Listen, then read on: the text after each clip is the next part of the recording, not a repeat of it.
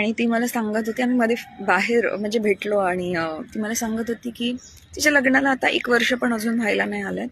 ती म्हणाली की मला ना शॉक बसला रजिता की तिच्या दीराची 2 मुलं आहेत. एक मुलगा म्हणजे मोठा आहे असा, मला वाटतं 4थी-5वीला असेल आणि दुसरा अजून लहान आहे.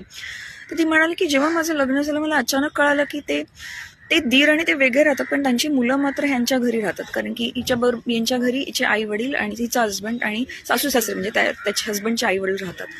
सो शी वॉज लाईक, मला शॉक लागला रजिता की यांची पण जबाबदारी माझी आहे. तर ती म्हणाली की असं खरंच नाहीये की मुलांचं करू नये किंवा नाही, हा प्रश्नच नाहीये. पण डायरेक्टली एक रेडीमेड 10 वर्षाची 5 वर्षाची म्हणजे 8 वर्षाची मुलं जेव्हा डायरेक्टली समोर येतात तर तितकी कपॅबिलिटी नाही आहे माझी.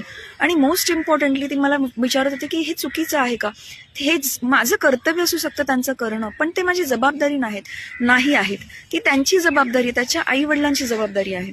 आणि माझा हस्बंड माझ्याकडून एक्सपेक्ट करतो की मी त्याच्यासाठी 24 तास करावं. Literally he made a statement की तू 24 तास काम करणे तर काय कर, पण त्यांचं कर.